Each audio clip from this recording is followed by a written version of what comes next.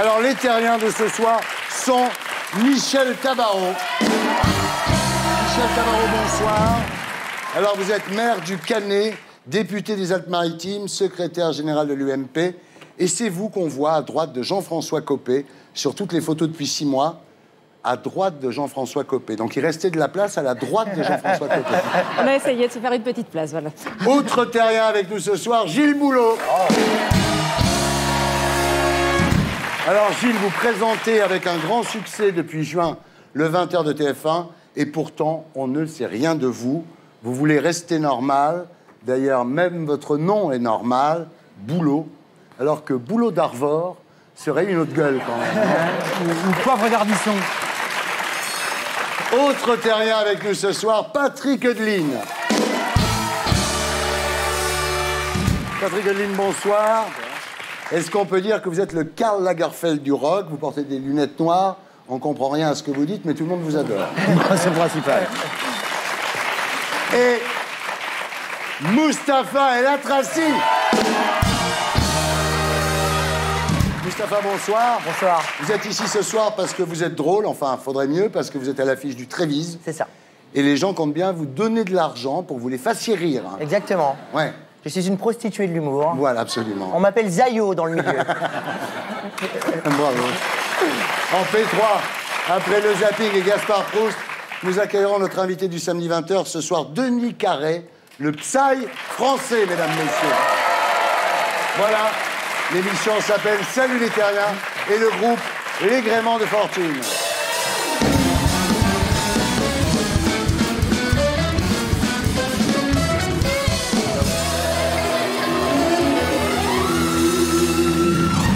Alors, Gilles Boulot, bonsoir. Oui, je sais, il n'est pas 20h, mais je rassure tout le monde.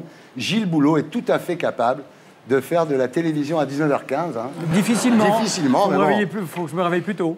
Ça vous fait quoi de savoir que dans 45 minutes, vous allez faire de la concurrence à Claire Chazal?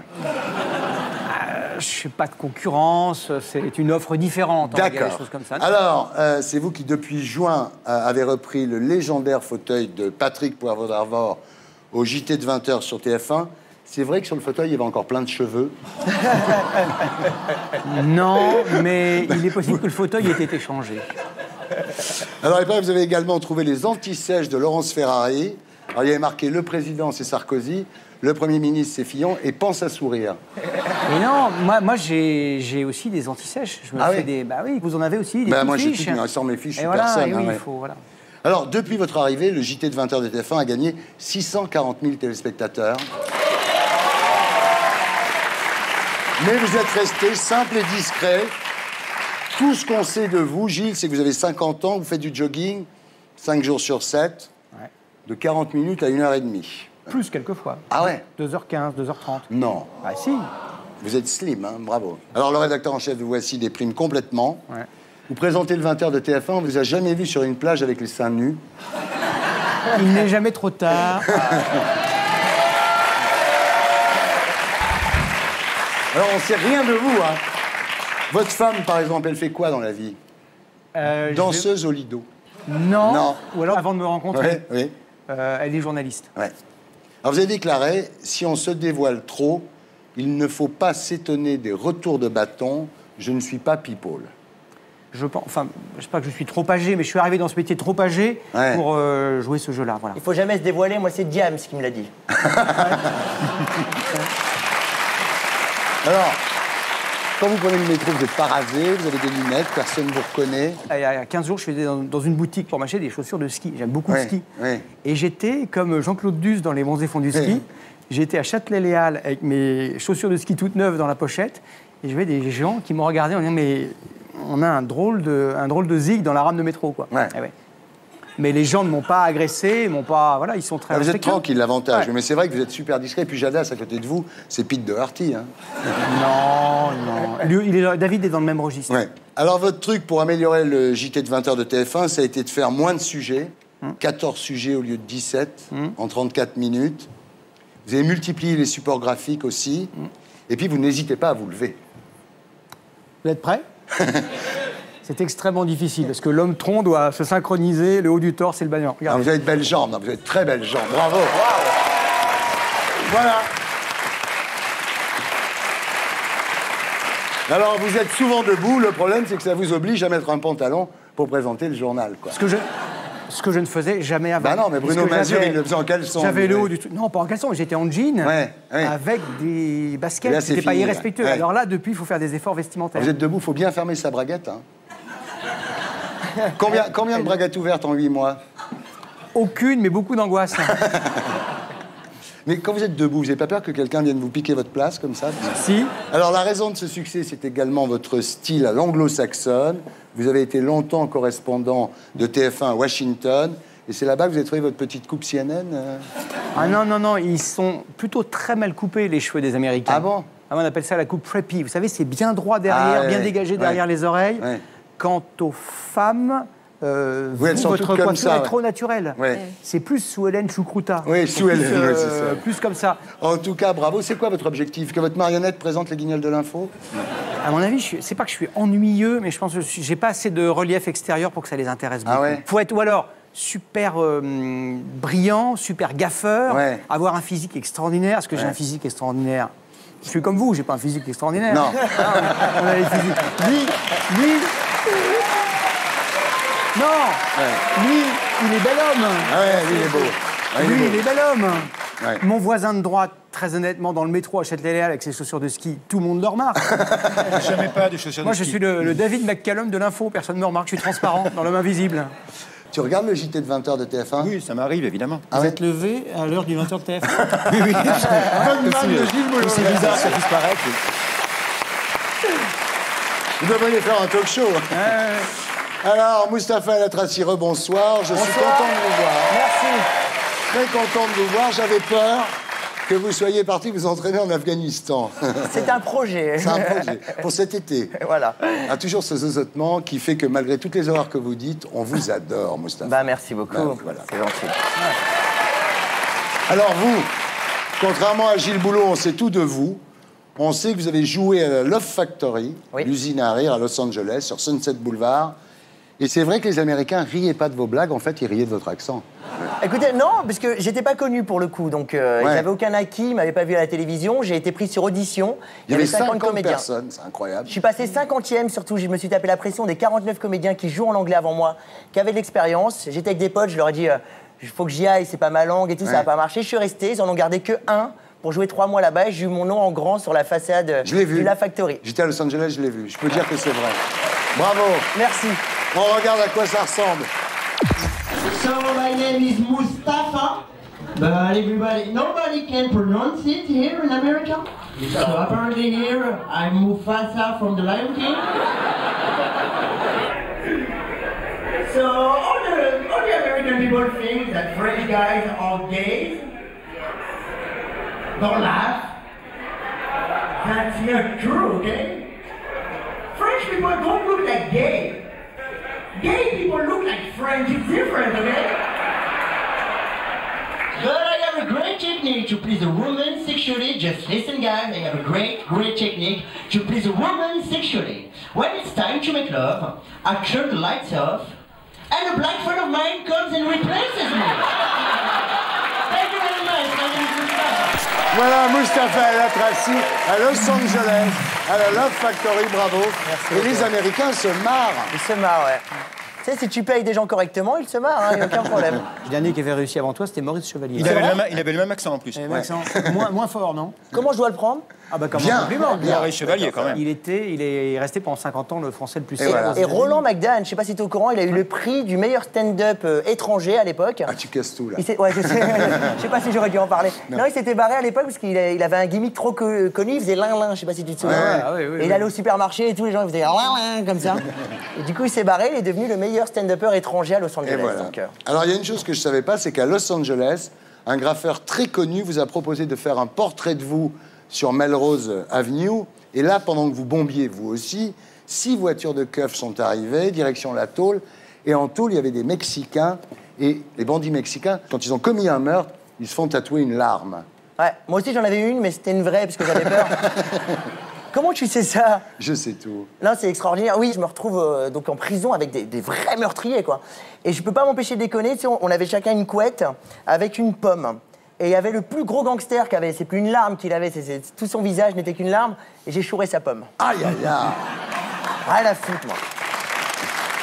Alors, Gilles, aux États-Unis, vous arrivez des trucs, vous n'avez pas un truc comme ça à raconter? J'étais arrivé depuis peu de temps aux États-Unis et il y a eu la période de Katrina où je suis parti pour 2 jours avec une brosse à dents. On est resté 6 semaines. Ah oui. Et donc j'étais un peu fatigué. Et au mois de novembre, à la Toussaint, je pars 3 jours en week-end en famille.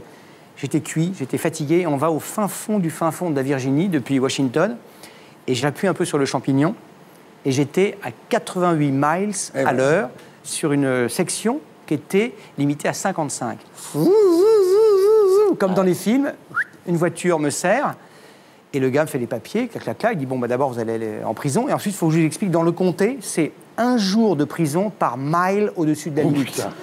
88 moins 55, vous en tirez à moins de 30 jours de prison. Voilà, tribunal dans 15 jours. Et donc, je me suis retrouvé au tribunal entre un de vos copains mexicains, un père qui avait abandonné ses mômes, etc., etc. Et j'ai pris un avocat local, comme dans un film américain, qui était le meilleur pote du cousin de la belle-mère par la cuisse gauche du magistrat. Et j'ai plaidé la bêtise, l'analphabétisme et surtout le fait que je confondais, ce qui est quand même improbable, les miles et les kilomètres. Et donc ça m'a coûté quand même, pas le prix de la voiture, mais presque. Mais je ne suis pas allé en prison. Ah ouais, mais j'aurais eu peur. Moi, avec ma tête en prison, ça passe, mais t'aurais fait la savonnette. Ah là, c'était un peu... oui, ça aurait été un peu délivrance, hein, le film de John Borman. Nous sommes toujours en compagnie de Michel Tabarot, de Gilles Boulot, de Patrick Eudeline et de Mustapha El Atrassi. Alors Michel Tabarot, rebonsoir.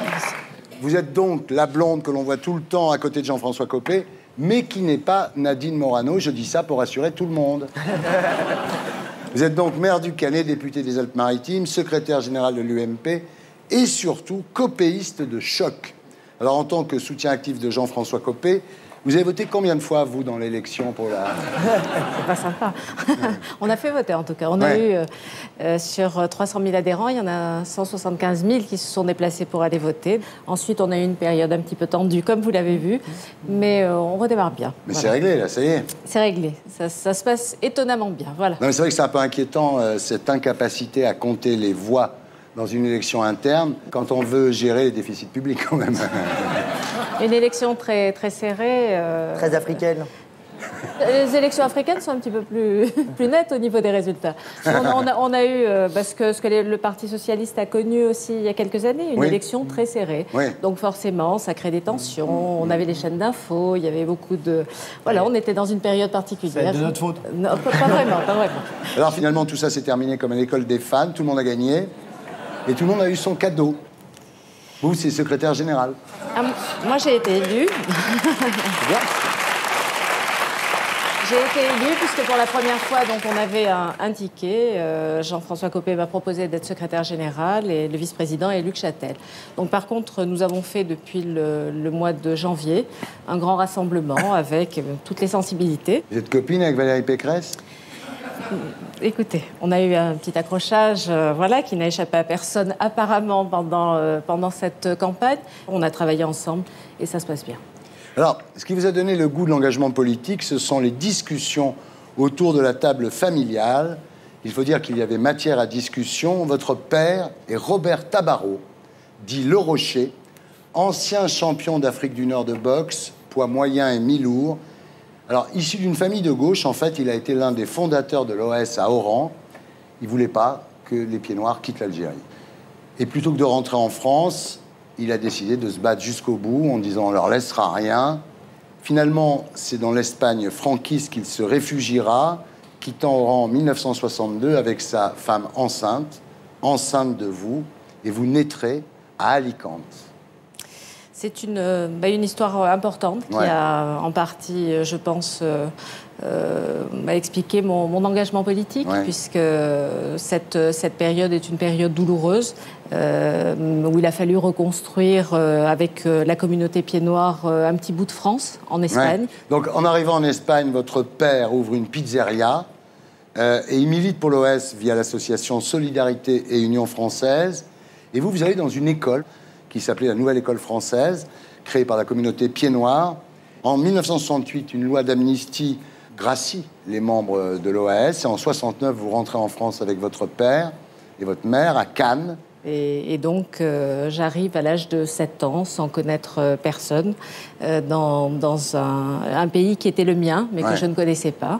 Et surtout, une ville que j'apprends à connaître, à aimer, et qui m'a choisi 25 ans plus tard comme mère. Alors, votre père, en fait, a fait beaucoup au Canet. Il a créé les Maisons des Pieds Noirs pour loger les rapatriés.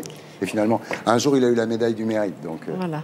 Son idée, c'était eh bien que cette histoire reste dans les cœurs, qu'il y ait une réhabilitation aussi, parce que le départ a été difficile, douloureux, une histoire mal comprise. Vous assumez l'héritage familial, vous dites c'est mon ADN. C'est mon histoire. Ah donc vous êtes un peu contre la repentance. Hein, c'est vrai qu'aujourd'hui, on regarde peut-être cette histoire avec les 50 ans de décalage et sans savoir exactement ce qui s'est passé là-bas. Donc forcément, je crois qu'il faut respecter tout ce qui s'est passé. On doit aller vers une réconciliation et travailler pour que les deux peuples se retrouvent. Est-ce que la France n'aurait pas dû conserver le pétrole et le gaz du Sahara? Parce qu'à l'époque, ça ne faisait pas partie de l'Algérie. On serait le Venezuela aujourd'hui. Voilà. Cette période de la décolonisation, les décisions ont été prises. Enfin, je crois qu'il faut plus, plus se poser la question sur ce qui devait être fait. Moi, la seule chose que j'ai à dire, c'est que le départ ne devait pas se passer comme ça. Voilà. La valise ou le cercueil, c'était difficile. S'il fallait que cette période s'arrête, elle devait s'organiser autrement. Prendre en considération aussi les hommes et les femmes qui avaient participé au développement de cette terre pendant 130 ans. Alors, le début de votre carrière politique, c'est en 81. Vous rejoignez le parti républicain avec Léotard, Longuet, Madelin. Ensuite, vous suivez Madelin à Démocratie libérale. Vous avez été la plus jeune adjointe au maire de France à 20 ans. Ensuite, vous êtes maire du Canet et puis député des Alpes-Maritimes. Alors, pourquoi vous êtes fâché avec Ciotti et Estrosi? Nous avons connu quelques tensions, mais je pense que c'est pas totalement réglé, ça va se régler. Ça va se finir en mode Bouba la fouine dans pas longtemps. Alors Patrick Heline, rebonsoir. Bonsoir.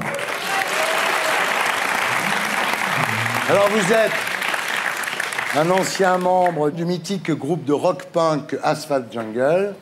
Vous êtes une figure légendaire de l'underground parisien, l'un des derniers dandys des 70s, ex-alcoolique, ex-drogué. Pas drogué surtout, moins alcoolique, moins finalement. Et vous êtes ici ce soir parce que vous êtes toujours en vie.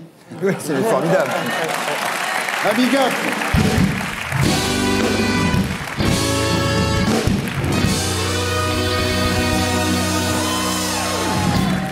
Alors Patrick, vous avez 58 ans.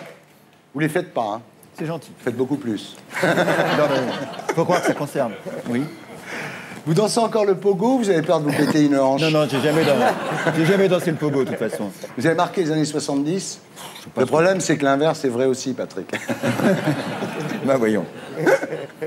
Alors, je me souviens d'un portrait de Libé où on disait « Patrick Heline n'a pas grimpé l'échelle sociale comme le voulait son père. Il a fait mieux. Il a traversé la vie avec grâce. » Oh, c'est joli. Alors, votre père, oui... Il était peintre artisan et des fois à la maison il avait une blouse blanche. Ça vous rendait dingue, ça? Absolument, oui. Parce qu'il avait voulu à tout prix me mettre dans un collège de curés très bourgeois. À Stanislas. Voilà, exactement. Et donc il y avait comme ça une sorte de dichotomie entre ce que je voyais à la maison et tout ça et ce qui m'obligeait à vivre. Les ambitions qu'il avait pour vous. J'avais honte quand mes petits camarades venaient à la maison. C'était pas assez bien, quoi. Voilà. Et à un moment, il vous demande de fréquenter le Racing pour rencontrer de riches héritières. Oui. Ça n'a pas marché parce qu'en 66, à l'âge de 12 ans, vous recevez le disque d'Antoine, Les Élucubrations, et depuis, vous avez arrêté de vous couper les cheveux, quoi. Voilà, exactement. Ensuite, vous découvrez rock et folk, Yves Adrien, Jean-Jacques Schul, vous devenez rock critique, et c'est l'époque où vous allez à la fac de Jussieu, avec des boots en python et des vestes roses. Oui, c'est les 3 fois où j'ai foutu les pieds là-bas, je devais être habillé comme ça, oui, effectivement. Florent Pagny qui a récupéré les fringues. Hein. Ensuite, c'est le punk, Asphalt Jungle, et la dope. Oui, mais c'était évident à l'époque. C'était comme ça. Tous nos héros, entre guillemets, le faisaient. Puis il y avait tout le mythe, William Burroughs, les écrivains, tout ça. Donc voilà, c'était ça ou rien, quoi. C'était de la bonne coke aussi à l'époque. Non, c'était de l'héroïne. C'est de l'héroïne. Ah, c'était de l'héroïne. Non, parce que la coke, tu sais, ils mettent de la levure, de la farine, du sucre. Maintenant, tu sniffes, t'éternues le lendemain, tu fais une chouquette. Donc on l'envie cette période. Ouais, non, faut plus droguer, ça sert à rien, elle est très mauvaise, je confirme. Vous avez pris de l'héros pendant combien de temps? Vraiment accroché à ça 2 ou 3 ans, quoi. Ouais. Ça. Alors, vous êtes le dernier survivant d'Asphalt Jungle. Alors, c'est bien parce que ça évite les questions sur la reformation. Voilà, très bien. Déjà. En plus, j'ai pas envie, ça tombe bien. Et les autres membres du groupe ont voté pour Copé, apparemment. Alors, c'est pas gentil. Hein. Non, c'est pas gentil. C'est pour rire. Alors, de 1982 à 1994, vous foutez rien. Hein. Oui, ça a été une période un peu difficile. Les années 80, j'ai pas trop aimé. C'est la dérive. Hein. J'ai vaguement traîné à Actuel, écrit 2 ou 3 trucs. Mais vous avez écrit un livre pour pour le Sagittaire qui était formidable. Oui, peut-être, ouais. L'aventure punk. Ouais. Donc, vous foutez rien. Ouais, on va dire ça comme ça. Mais qu'est-ce qu'on fait quand on fait rien? En fait, j'apprenais la musique classique. Ah oui. Oui, mais l'orchestration, tout ça, le piano, ça me passionnait. Ouais. Et voilà, et puis le temps est passé vite quelque part. Et tout, voilà. Oui, il faut faire attention. Et c'est Virginie Despentes, en fait, qui vous redonne envie d'écrire quand elle vous envoie son bouquin Baise-moi. Ça a été une vraie rencontre, effectivement. J'ai adoré le livre, il m'a marqué. Quoi. Il y avait une force dedans. Voilà, mais elle m'a réconcilié avec l'époque, à vrai dire. Ouais. Et puis, en plus, il y avait quand même, il y avait Houellebecq, Dantec, des gens comme ça. Je veux dire, l'écriture avait une importance, alors que la musique, on n'avait plus, ça servait plus à rien. C'était la techno, c'était ces choses-là. Et là, ça se passe pas mal. Hein. Vous faites quelques bouquins qui ont un certain succès, qui vous font remarquer. Et là, vous publiez chez Flammarion Vénéneuse. Alors, c'est une histoire d'amour passionnel entre un romancier raté qui a la cinquantaine et une super gonzesse de 23 ans. Vous dites, cette fille était le paradis et l'enfer. C'est un peu comme la dope, mais on y va quand même. Une fille bipolaire. Hein. C'est elle qui m'a appris le mot. C'est-à-dire, avant, on appelait ça maniaco-dépressif. Et donc, j'ai appris par elle que maintenant, on disait bipolaire, en fait. Ouais. Bourré de médicaments. Oui, c'était la valise, j'ai jamais vu ça. Ouais. Mais c'était sa mère, en plus, qui est psychiatre, et qui lui... Voilà. Ouais. Genre, même Kurt Cobain ne prenait pas autant de lithium. Quoi. Enfin, c'était, Elle était nympho, en plus, hein, gravement nympho. Hein. Oui, on peut appeler ça comme ça aussi. Oui. Mais il paraît que c'est... C'est lié avec la bipolarité. Ouais, lié, absolument. Elle est où maintenant? On la retrouvera. Vous dites, cette fille était un boulot à plein temps. Oui, c'était ça, oui. C'était impossible de rester tranquille, même d'écrire, de prendre une guitare, un piano, n'importe quoi. Elle était là, oh, je m'ennuie, qu'est-ce qu'on fait? Voilà, enfin, c'était comme ça. Ouais. Alors en plus, elle aime le fric. Elle vous dit sans arrêt que vous n'avez pas de pognon. Elle dit Bec Bédé, il a du pognon, lui. Oui, c'est horrible. Frédéric la connaît bien aussi, finalement. Ah oui, d'accord. Moi, mais il la connaît quand même. Et ses parents, à elle, vous détestez, hein? Forcément. De toute façon, ils auraient détesté n'importe quel homme, n'importe quel garçon qui serait arrivé dans sa vie. Mais moi, bon, en plus, artiste, plus vieux, romancier. Ouais. Ils ont dû faire Wikipédia, Google et tous ces trucs-là. Ah oui, oui. Je veux dire, le pape du punk, toxicomane, c'est pas dû leur plaire. Non. Donc voilà.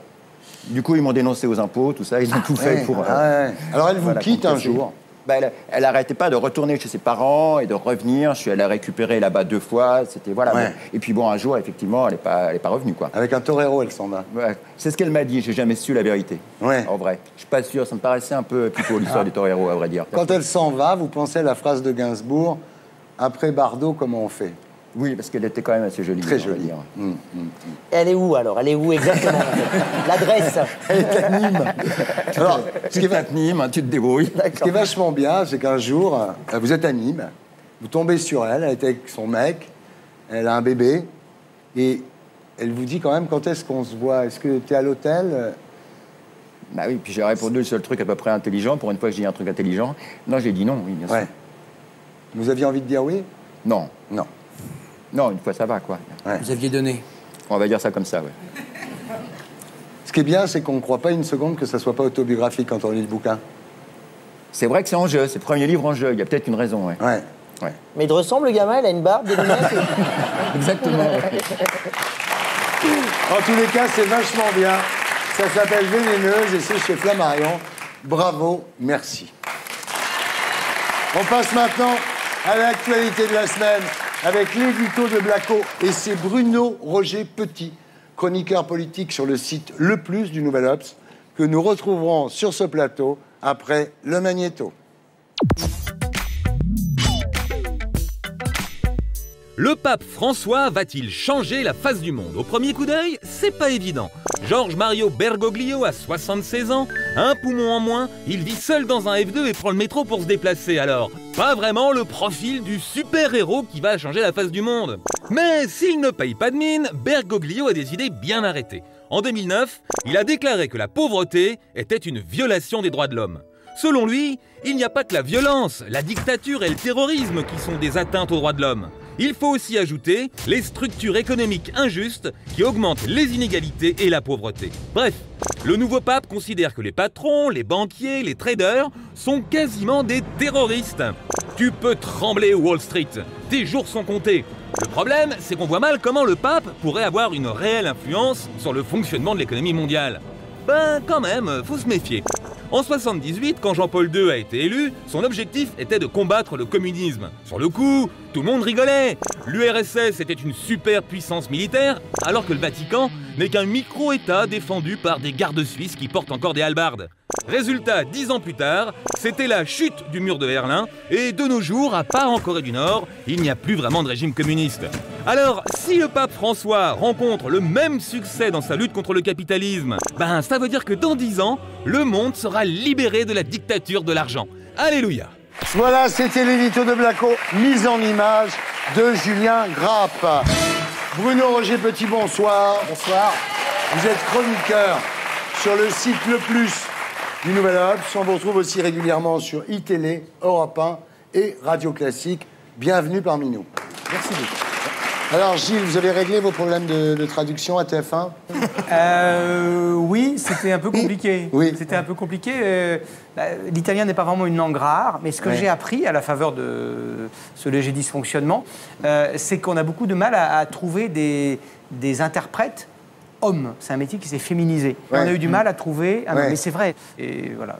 Alors ce pape, donc, à Buenos Aires, il vit dans un F2, il voyage en bus, et à Rome, j'ai appris qu'il avait payé de sa poche la chambre qu'il occupait à la maison Sainte-Marthe, donc pendant le conclave. C'est terrifiant, c'est de la démagogie. Mais pas du tout. Dire, on n'a pas envie d'un pape normal, quelle horreur et tout. Ah non, mais il y a un côté de De Gaulle. C'est-à-dire que De Gaulle, il payait l'électricité à l'Élysée, De Gaulle, et il voulait qu'on éteigne les lumières le soir. Et il payait les repas qu'il offrait à sa famille. Oh là là.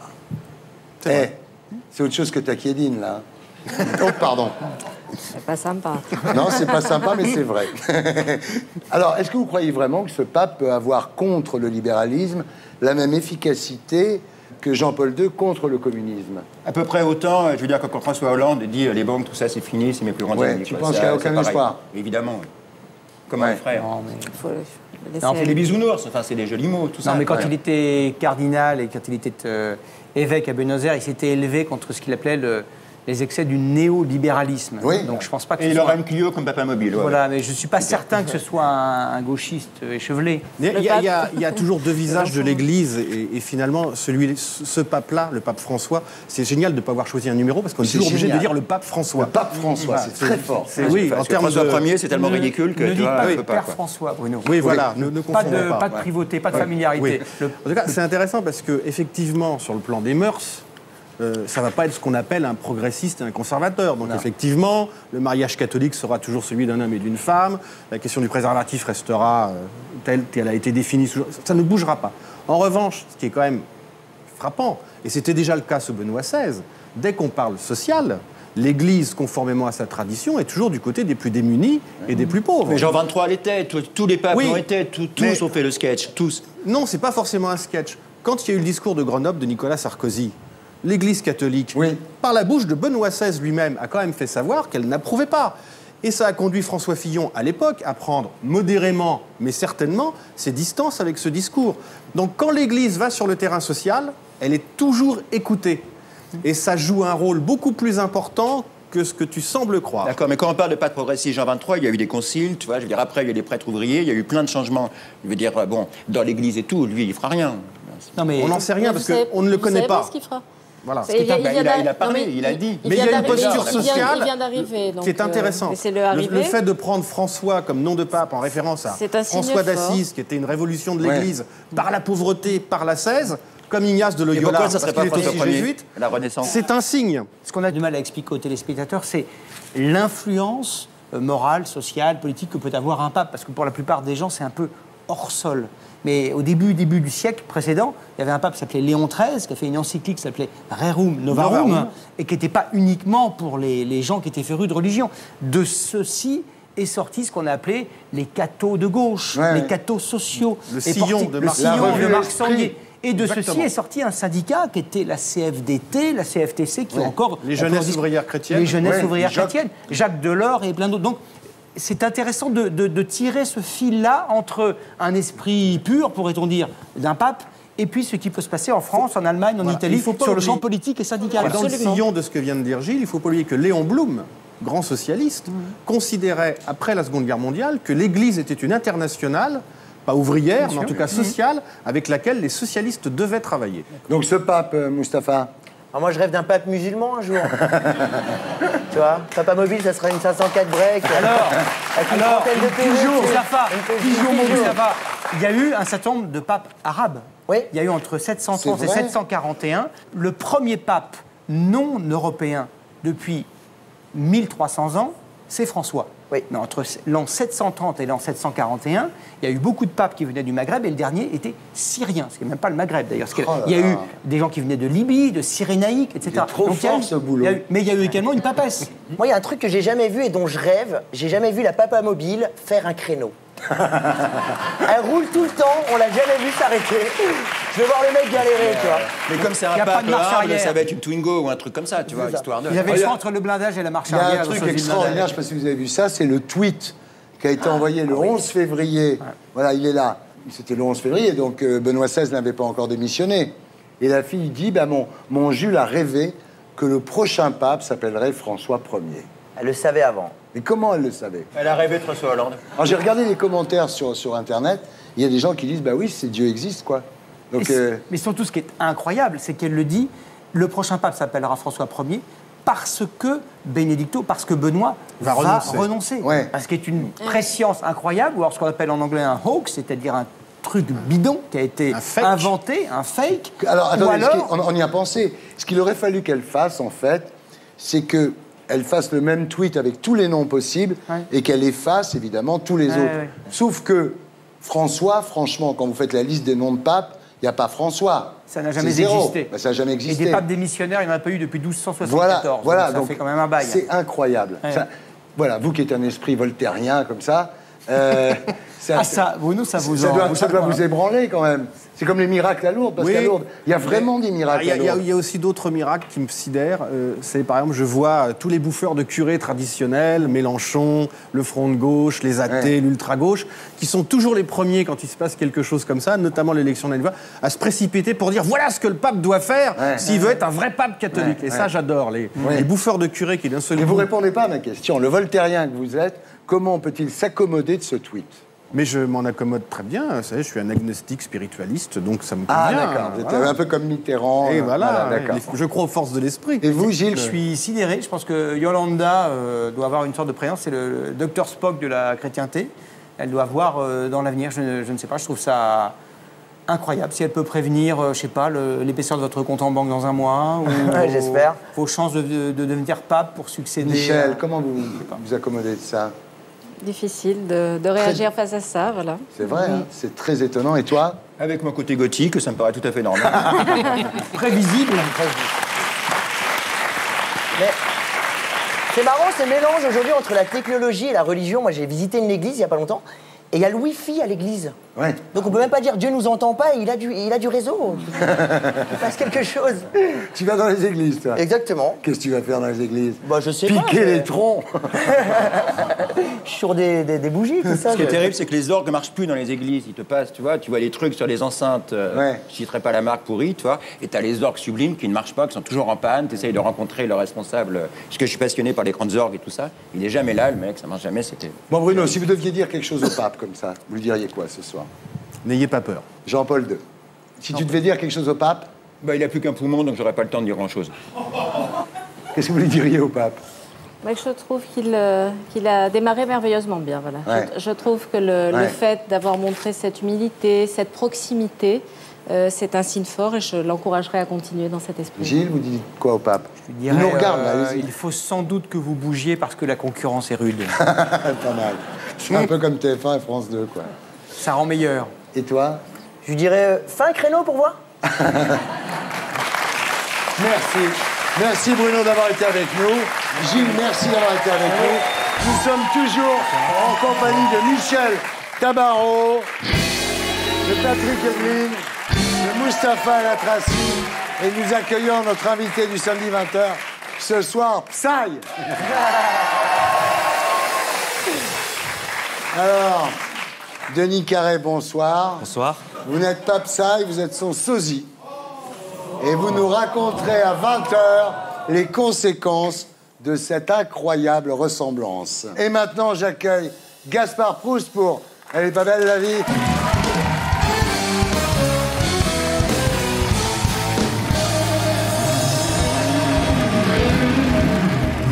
Bonsoir. Alors, une pensée émue pour cet automobiliste, ce naufragé de la route, coincé avec 2 enfants et qu'on a pu sauver. Et oui, la France est en crise, faute de moyens pour s'acheter un frigo, les gens sont réduits à profiter de la météo pour tenter d'assassiner leur mioche. Oui, car le drame majeur de la semaine, c'est de l'eau gelée.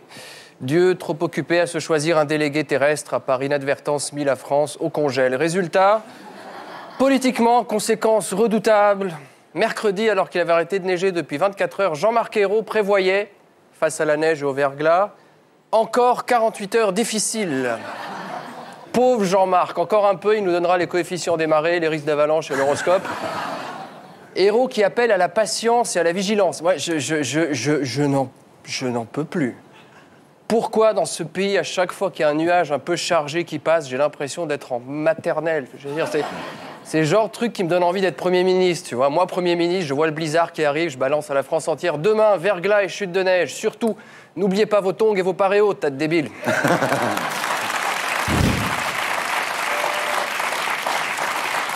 Alors, tu vois, les mecs qui font une cellule de crise, la War Room consacrée au grésil et au verglas, enfin, tu vois. Avec Hollande qui promet des mesures exceptionnelles. En temps de crise, on arrive à trouver exceptionnel le déploiement d'une pelleteuse et d'un chasse-neige.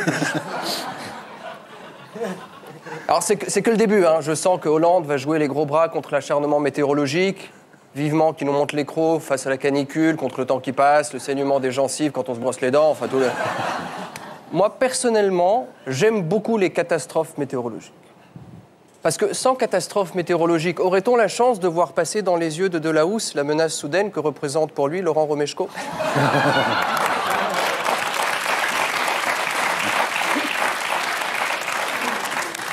Pendant ce temps-là, à 1800 km, cet étrange rassemblement de des milliers de personnes se sont réunis place Saint-Pierre pour s'extasier devant un pot d'échappement braqué vers le ciel. Alors ça, c'est la force de la religion catholique, hein, créer de la ferveur grâce à l'évaporation d'un bain-marie. Ça vaut ce que ça vaut, mais un peu de galéjade de temps en temps, bien sûr, mes amis. Alors, bon, moi, j'étais très inquiet. 2 fois la fumée noire, puis ouf, la fumée blanche, le pape est blanc. Non, s'il vous plaît. Non, mais je dis ça, c'est pas... Un pape noir, c'est pas encore possible. L'Église n'est pas encore prête pour avoir un pape hétéro. Oh.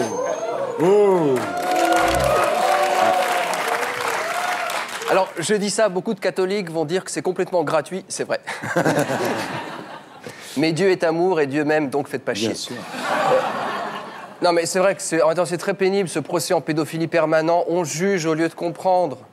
La pédophilie existe peut-être, mais n'est-ce pas d'abord un résultat de l'environnement? Avez-vous déjà vu le plafond de la chapelle Sixtine? Les seuls mecs à poil, c'est des anges. Alors, le pape s'appelle Jorge Mario Bergoglio. Hein, c'est le premier pape avec un nom d'avant-centre du Barça.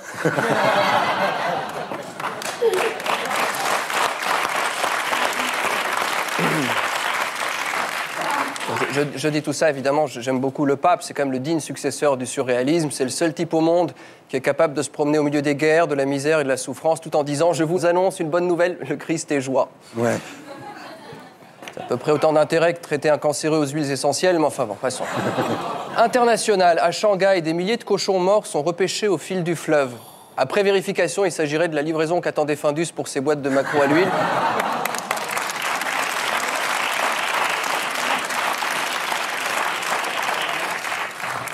Restons dans le comestible, si vous le voulez bien. Alors, c'est peut-être de l'intox, voire du botox. Les condamnés chinois exécutés se retrouvent dans des crèmes. Ah. Des crèmes pour la... Oui. Bon, d'habitude, on met de la baleine et du phoque pour une fois qu'on recycle des vrais coupables.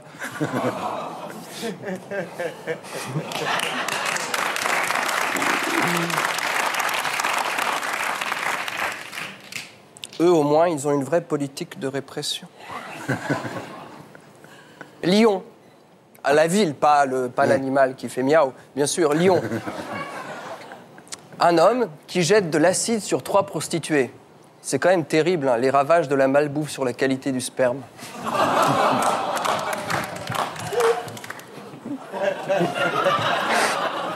T'as compris le truc? Ça signe, hein. C'est... Culture. Culture, donc télévision. Et je trouve que la qualité des programmes télé a fortement augmenté. Je suis tombé sur Confession intime, enfin un documentaire qui vous réconcilie avec l'idée qu'il faudrait donner des allocations familiales en priorité aux familles qui décident de ne pas avoir d'enfants. Bête et méchant, à votre service. Une bonne nouvelle peut-être? Bon. Le Figaro nous apprend que le tourisme en Syrie s'est effondré. Maintenant, plus aucune excuse pour ne pas aller aux Seychelles. Alors, elle est pas belle la vie? Voilà, c'était Gaspard Proust. Je vous retrouverai ici la semaine prochaine. Et d'ici là, sur canalplus.fr, vous pouvez suivre l'actu de l'émission et réagir sur Twitter via le compte Les Terriens et le hashtag SLT. Voilà, on passe maintenant à notre invité du samedi 20h.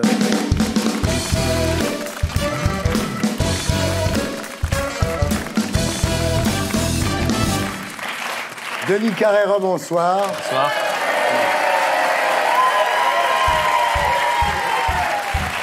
Alors, vous êtes né à Séoul, en Corée du Sud, comme Psy, mais lui, c'est le 31 décembre 1977, et vous, le 6 avril 1979.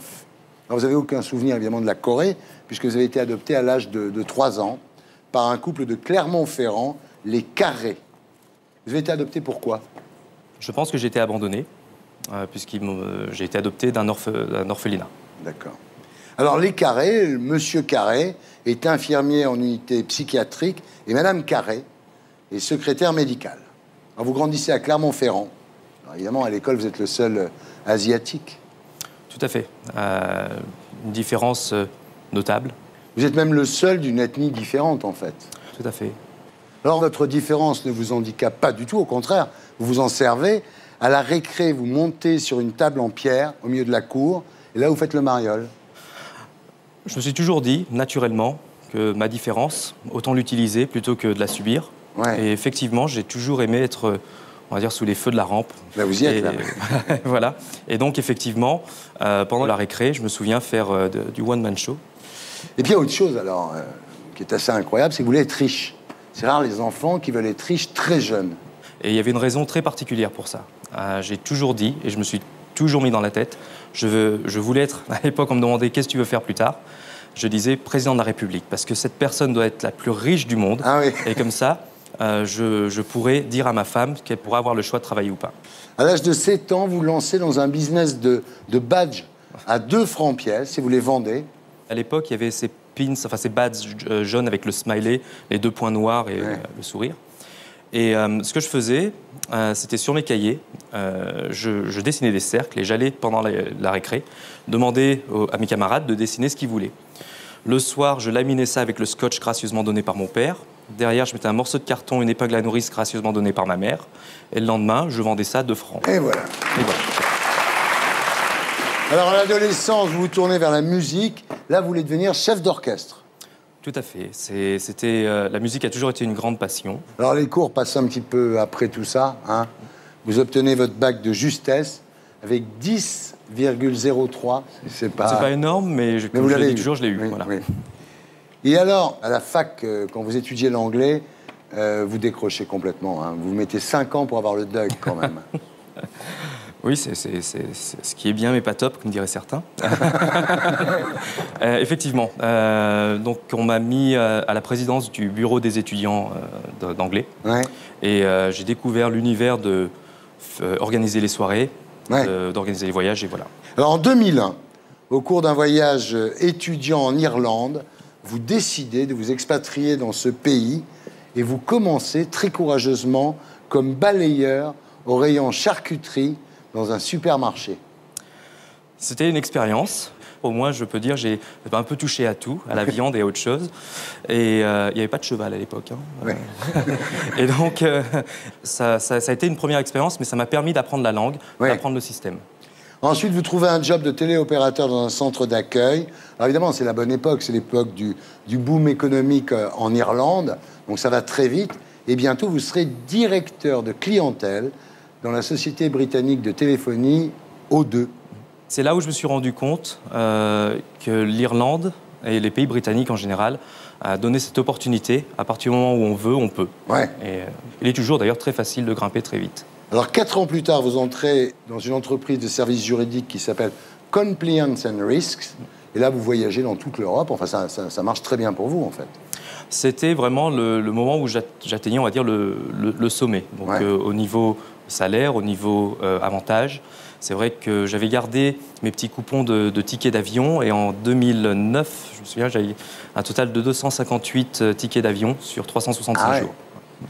Et puis, début 2011, vous décidez de monter une boîte de consulting dans le design et le luxe.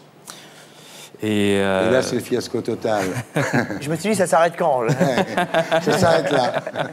Effectivement, ça a été la dégringolade complète. Ah, c'est horrible, vous perdez tout.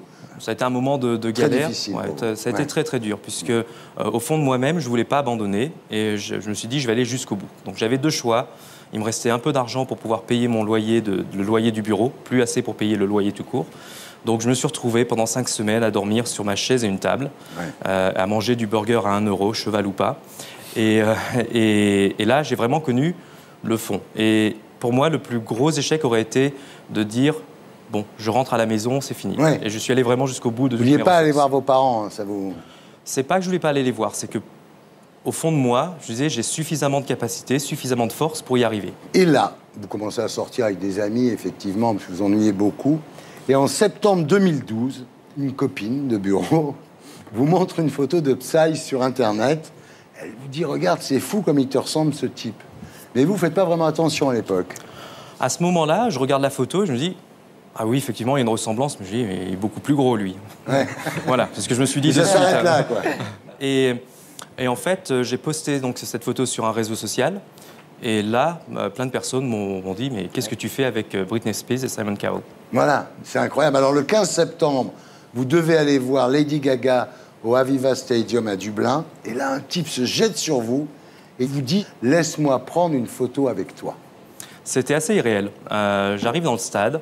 J'avais exactement cette veste que j'ai depuis... ça fait plus de 2 ans que je l'ai, donc c'était bien avant. Merci. Et là, effectivement, il y a cette personne qui vient vers moi, qui fait hey, « c'est toi qui a fait cette chanson ?» Alors bon, je dis oui, pourquoi pas. Et est-ce que je peux prendre une photo? Pas de problème. Et voilà, c'était ma première expérience de photo. Mais à l'époque, vous ne savez même pas ce que c'est Gangnam Style, en fait. J'avais pas vu le clip, j'avais pas vu la chanson. Non, je ne savais pas du tout. Alors, quand vous voyez finalement la vidéo de Psy, qui au passage a été vue 1,5 milliard de fois, vous dites putain, c'est vrai qu'il me ressemble. C'est vrai. C'est vrai qu'il y a une ressemblance qui est assez marquante. Même si je me vois tous les jours dans la glace et je me dis non, franchement, je suis quand même plus beau. Non, je dis non, c'est pas, il y a une ressemblance. Il y a vraiment une ressemblance. Ce qui est incroyable en plus, c'est que vous vous habillez comme lui, mais sans le connaître, quoi. Déjà inconsciemment. Vous étiez une sorte de Psy. Inconsciemment, il s'habille comme moi. C'est surtout ça. Alors après, vous faites un test avec vos copines. Vous allez dans le club le plus branché de Dublin, qui s'appelle le Dices. Et là, quand il vous voit arriver, le DJ balance la chanson et 50 filles se jettent sur vous. Oui, c'était très dur. Surtout votre copine. Surtout ma copine. La copine, elle faisait la gueule quand même. Elle faisait la gueule.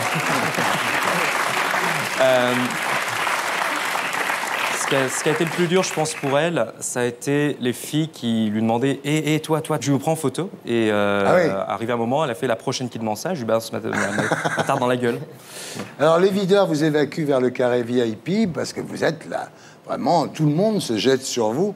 Et à partir de là, c'est un petit peu comme dans le film de Xavier Giannoli avec Cadmerade qui s'appelle Superstar, ou dans le film de Woody Allen aussi, il y a ça. To Run With Love. Ouais. Et là, tout le monde vous demande des autographes toute la journée, sans vraiment de raison. Il y a même des gens, comme dans les films dont on parle, qui vous poursuivent partout. C'est vrai que c'est assez bizarre comme situation de se retrouver d'un coup, mais c'est vraiment d'un coup, Poursuivi, effectivement. Ouais. J'ai eu des personnes qui m'ont suivi. Partout où j'allais, je me baladais sur Grafton Street, qui est la rue principale marchande de Dublin, avec des personnes qui me suivaient en espérant avoir une photo. Ouais. T'en as jamais profité avec les filles? Non. Parce que moi, en tant que sosie de Rachita, ça ne m'apporte rien. Mais est-ce que toi, t'en profites? Alors, vous en parlez à votre père, qui vous conseille de foncer. Il vous dit, écoute, quitte à te faire emmerder dans la rue toute la journée, vas-y. C'est maintenant qu'il y a de l'argent à se faire. Et là, vous envoyez donc une photo de vous à une agence de sosie à Londres.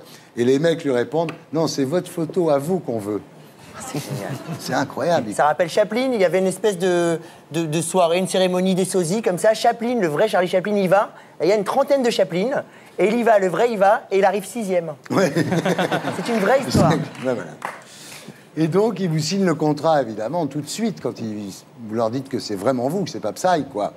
Et vous vous retrouvez donc à l'affiche d'une soirée organisée par Samsung. Et là, c'est le début de la gloire, quoi. C'est la première fois où on me paye le voyage, où on me paye l'hôtel, où on me paye tout. Et on me paye en plus pour faire, entre guillemets, le guignol pendant 3 minutes, prendre des photos avec tout le monde et puis boire après avec tout le monde. Ah oui. Voilà. C'est un bon job. C'est un très bon job, oui. Et alors, le plus drôle, c'est quand vous dites aux gens que vous n'êtes pas le vrai Psy, ils vous disent « Ah, tu dis ça pour qu'on te laisse tranquille ». C'est extraordinaire. Et c'est vrai. J'ai une personne, je me souviens, qui était justement dans cette soirée et qui, en fin de soirée, me fait alors, il y a une rumeur qui court comme quoi vous seriez un sosie. Et on m'avait dit de ne rien dire. Donc, j'ai enlevé mes lunettes. Voilà. J'enlève mes lunettes. Et elle me fait « Oh, mais c'est vraiment toi !»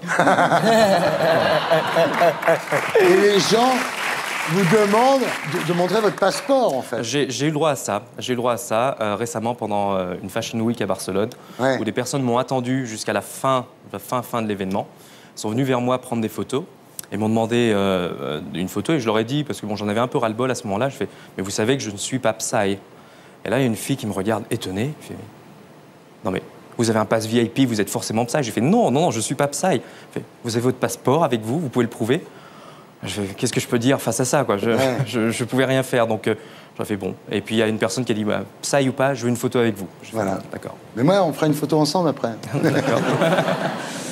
Alors aujourd'hui, ça marche très bien parce que pour certaines soirées, vous prenez quand même 10 000 €. Hein. Oh. Tu peux racheter la Corée avec ça. Hein. Alors c'est vrai que c'est un changement de vie, tant au niveau du salaire, aussi au train de vie, c'est certain. Mes cachets, grâce à mon agent, ont monté déjà depuis le début. Et voilà. Alors vous rêvez de rencontrer le vrai Psy pour le remercier d'avoir changé votre vie. Effectivement, le changement de vie, c'est une chose, mais il y a aussi je pense qu'il a fait quelque chose de plus que simplement avoir fait un buzz. Parce qu'il a quand même rassemblé des personnes sur une langue que peu de personnes ne parlent ou ne connaissent, même moi je ne la parle pas. Et tout le monde se met à danser tout autour du monde sur cette chanson-là, et tout le monde est content en fait.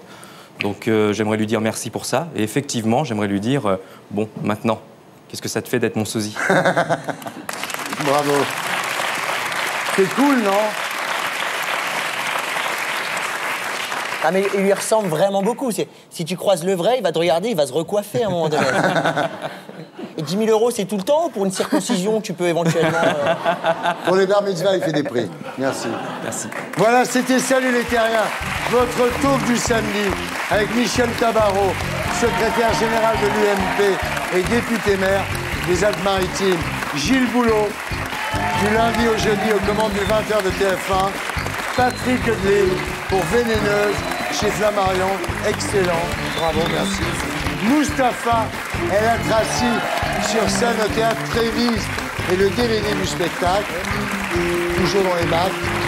Bruno Roger Petit, dont on retrouve les chroniques sur le site Le Plus du Nouvel Obs, et Denis Carré. Ça y est, merci. Merci à tous ceux qui m'ont aidé à faire cette émission. Je vous laisse avec Made in Groland. Et pour les abonnés, à 20h55, Love and Secret avec Ryan Gosling. Rendez-vous ici la semaine prochaine. Et d'ici là, sur canalplus.fr, avec en bonus le top des vannes, l'édito de Blacko, l'édito des Gréments et Gaspard Proust. Salut les terriens.